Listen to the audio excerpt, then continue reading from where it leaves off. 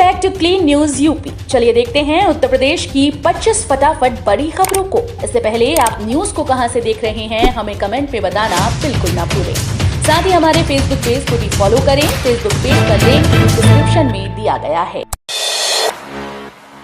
UP में basic schools के जिला समन्वयकों का मानदेय 20 से 35 हजार हुआ। बेसिक शिक्षा परिषद के स्कूल्स का कामकाज देखने के लिए जिला समन्वयकों के पदों के लिए अब 35,000 रुपए मानदेय मिलेगा। वहीं जिला समन्वयक समेकित शिक्षा निर्माण SIS व EMIS की शैक्षिक योग्यताओं में भी परिवर्तन किया गया। इनके रिक्त पदों पर अब नई शर्तों के हिसाब से तैनाती होगी। ये पद संविदा के आधार पर हैं। प्रदेश में जिला समन्वयकों के 20% पद रिक्त हैं। यूपी में अब फोन पर मिलेगा इलाज। सरकारी अस्पतालों में मरीजों की भीड़ कम करने को स्वास्थ्य विभाग ने एक और पहल की। अब मरीजों को उपचार के लिए अस्पतालों की दौड़ नहीं लगानी होगी। मरीज टेलीमेडिसिन के माध्यम से घर बैठे उपचार की सुविधा हासिल कर सकेंगे। टेलीमेडिसिन को रफ्तार देने के लिए नियमित रूप से सुविधा मरीजों को उपलब्ध कराई जाए। ये निर्देश उप मुख्यमंत्री ब्रजेश पाठक ने स्वास्थ्य विभाग के अधिकारियों को दिए। उन्होंने कहा कि प्रत्येक चिकित्सा इकाई टेलीमेडिसिन सेवाएं प्रदान करे। अति पिछड़ी जातियों के लिए योगी सरकार का बड़ा कदम।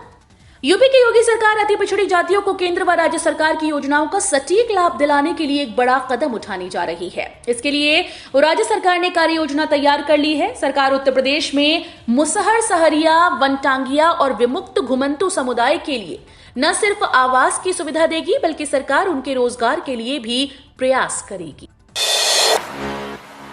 विधि की सेमेस्टर परीक्षा 21 और स्नातक तृतीय वर्ष की 23 से।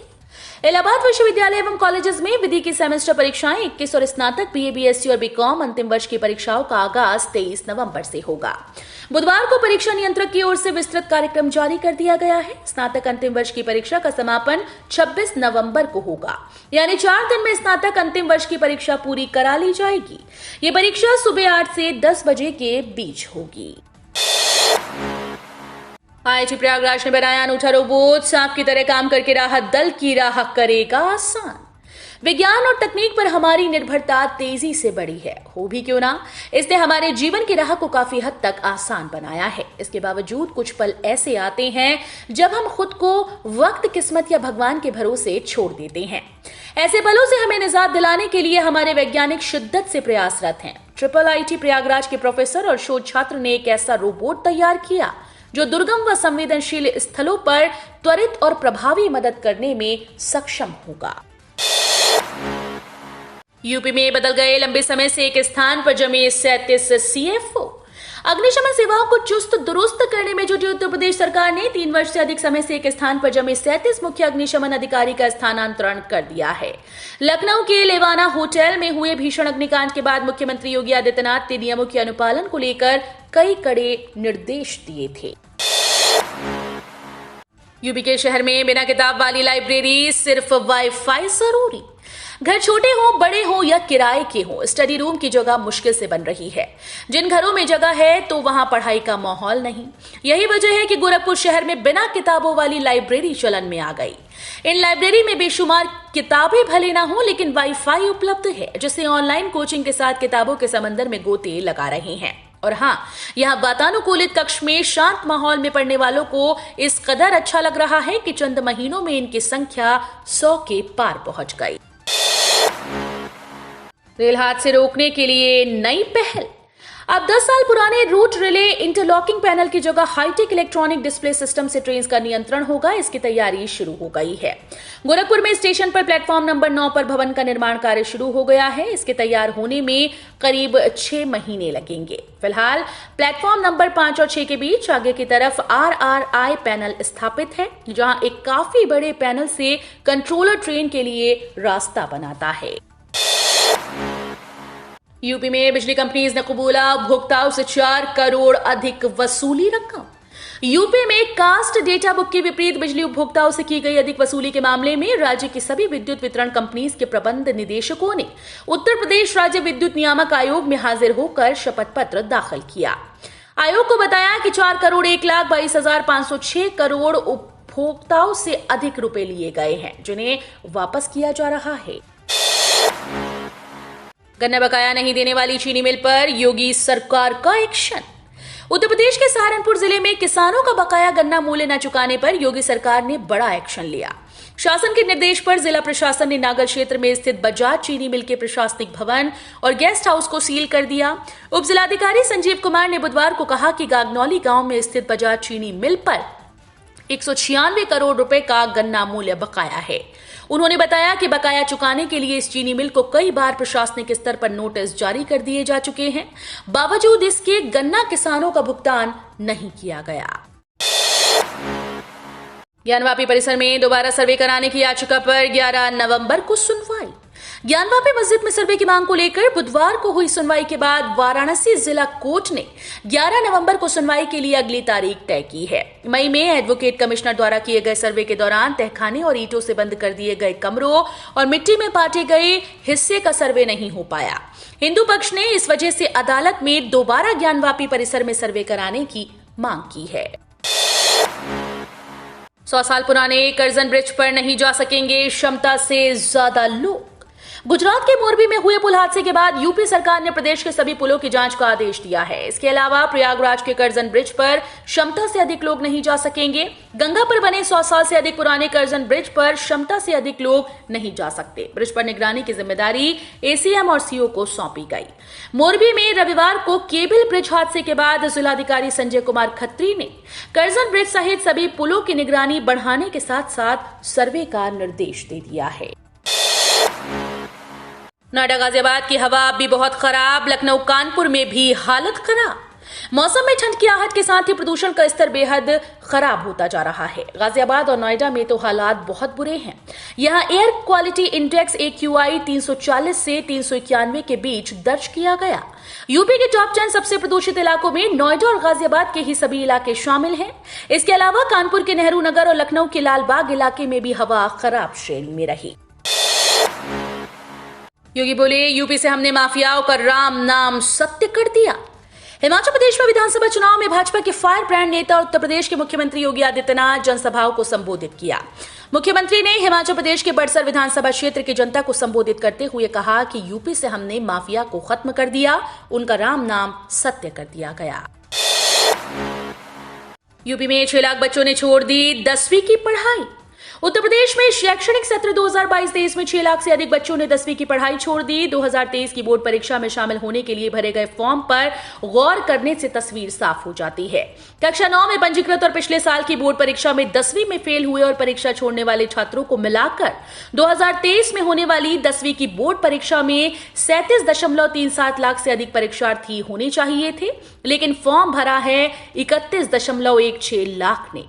6,20,747 छात्र कम हैं। निकाय चुनाव के लिए भाजपा का मास्टर प्लान। 1.5 वर्ष बाद होने वाले लोकसभा चुनाव का सेमीफाइनल माने जा रहे नगरीय निकाय चुनाव में सत्ताधारी भाजपा अब नया प्रयोग करने जा रही है। भाजपा की नजर नगरीय निकायों की उन मुस्लिम बहुल सीटों पर है जहां आज तक कभी कमल नहीं खिला। पार्टी मुसलमानों में सबसे ज्यादा आबादी वाले पसमानदा पर पहली बार बड़ा दांव लगाकर मुस्लिम आबादी वाले क्षेत्रों की निकाय सीट्स पर भी कमल खिलाने की तैयारी में है। 15 नवंबर तक कर लें चने और मसूर की बुआई। कृषि विज्ञान केंद्र बेलीपार के कृषि वैज्ञानिक डॉक्टर एस के तोमर का कहना है कि चने और मसूर की बुआई का समय 15 अक्टूबर से 15 नवंबर तक बेहतर होता है। यदि इस समय तक दोनों दलहनी फसलों की बुआई किसान कर लेते हैं तो बेहतर उपज मिल जाती है। विलंब होने पर पैदावार घटने लगती है। जिन किसानों को इन फसलों को बोना है वे इनकी बुआई तय समय पर कर दें। कृषि वैज्ञानिक डॉक्टर एस के तोमर का कहना है कि बेहतर उपज पाने के लिए किसान चने की बुआई लाइन में करें। यूपी के हर जिले में गठित होगी सिविल डिफेंस की इकाई। मुख्यमंत्री योगी आदित्यनाथ ने निर्देश दिए हैं कि प्रदेश के हर नगरीय निकाय में सिविल डिफेंस इकाइयां गठित की जाएंगी। उन्होंने कहा कि समाज में शांति, सौहार्द और सुरक्षा व्यवस्था बनाए रखने में नागरिक सुरक्षा विभाग की महत्वपूर्ण भूमिका रही। वर्तमान में प्रदेश के 27 जिलों में नागरिक सुरक्षा इकाइयां गठित हैं। सिविल डिफेंस के महत्व और उपयोगिता को दृष्टिगत रखते हुए सभी 75 जिलों तक विस्तार दिया जाना आवश्यक है। यूपी में धार्मिक स्थलों पर खुलेंगे पिंक बूथ। महिला सुरक्षा को 500 करोड़ रुपए। उत्तर प्रदेश की योगी सरकार अपने चुनावी वादे के मुताबिक महिला सुरक्षा के लिए विशेष कदम उठाने जा रही है। प्रदेश में धार्मिक स्थलों पर महिलाओं की सुरक्षा के मद्देनजर पुलिस बूथ स्थापित किए जाएंगे। महिला सुरक्षा के लिए पुलिस को लैस करने के मद्देनजर प्रदेश सरकार 500 करोड़ खर्च करेगी। पिंक बूथ के नाम से खास महिलाओं के लिए बनने वाले इन चौकियों पर केवल महिला पुलिस की ही तैनाती होगी। पुलिसिंग में महिला बीट प्रणाली को कारगर बनाने के लिए प्रदेश सरकार 10,417 स्कूटी खरीदेगी। रक्षा क्षेत्र में भारत की लंबी छलांग, डीआरडीओ ने किया AG-1 मिसाइल के फेज 2 का सफल परीक्षण। भारत ने रक्षा क्षेत्र में एक बार फिर से अपनी ताकत को दुनिया के सामने पेश कर दिया है। बता दें कि कल के दिन डीआरडीओ ने APJ अब्दुल कलाम द्वीप से ballistic missile defence interceptor AD-1 missile interceptor AD-1 के दूसरे फेज का सफल परीक्षण किया। इस मौके पर देश के रक्षा मंत्री ने टीम को बधाई दी। ये एक लंबी दूरी की इंटरसेप्टर मिसाइल है। ये मिसाइल भारत के कई बड़ी योजनाओं को आसान बना देगी। T20 वर्ल्ड कप में भारत की तीसरी जीत, बांग्लादेश को 5 रन से हराया। T20 वर्ल्ड कप का 35वां मुकाबला भारत और बांग्लादेश के बीच एडिलेड में खेला गया। बांग्लादेश के कप्तान शाकिब अल हसन ने टॉस जीतकर पहले गेंदबाजी का फैसला किया। भारत ने 20 ओवर में 6 विकेट पर 184 रन बनाए। बांग्लादेश को मैच जीतने के लिए 185 रन बनाने थे, लेकिन बारिश के कारण उसे 16 ओवर में 151 रन का लक्ष्य मिला। वो 16 ओवर में 6 विकेट पर 145 रन ही बना सकी। इसके साथ ही भारत इस मुकाबले को 5 रन से जीत लिया और पॉइंट्स टेबल पर शीर्ष पर पहुंच गया। प्रयागराज में डेंगू के 37 नए मरीज मिले, अब संख्या बढ़कर 938 हुई। प्रयागराज में डेंगू मरीजों की संख्या कम होने का नाम नहीं ले रही। प्रशासन द्वारा की जा रही फॉगिंग एंटी लार्वा स्प्रे भी काम नहीं कर रहा। बुधवार को भी 35 नए डेंगू के मरीज पाए गए। इन सभी की रिपोर्ट पॉजिटिव पाए जाने के बाद इन्हें अस्पताल में भर्ती कराया गया। इस तरह अब 13 जनपद में कुल डेंगू मरीजों की संख्या बढ़कर 938 पहुंच गई। अगर यही हाल रहा तो 1-2 दिन में यह संख्या बढ़कर 1000 हो जाएगी। मौलाना अरशद मदनी के बयान पर केशव प्रसाद मौर्य का पलटवार। उप मुख्यमंत्री केशव प्रसाद मौर्य ने कहा कि मदरसों की आड़ में दुकानें नहीं चलने दी जाएंगी। मदरसों की जांच से घबराने की जरूरत नहीं, ये बेहतरी के लिए किया जा रहा है। एक दिवसीय दौरे पर मेरठ आए उप मुख्यमंत्री ने सर्किट हाउस में मीडिया से बातचीत में नगर निकाय चुनाव से लेकर भ्रष्टाचार, मदरसों की जांच पर खुलकर बातचीत की। उन्होंने बैठक में पार्टी पदाधिकारियों के साथ निकाय चुनाव की तैयारियों की जानकारी ली। महिलाओं से ज्यादा मानसिक तनाव झेल रहे पुरुष, यूपी के विशेषज्ञों ने बताया घातक। विशेषज्ञ कहते हैं कि तनाव का असर दिमाग और दिल को कमजोर बनाता है। अगर तनाव अधिक समय तक बना रहे तो धमनियों के कार्य करने की गति कई गुना बढ़ने लगती है। रक्त का प्रवाह तेजी से होने लगता है, जिसका बुरा असर किडनी पर भी पड़ सकता है।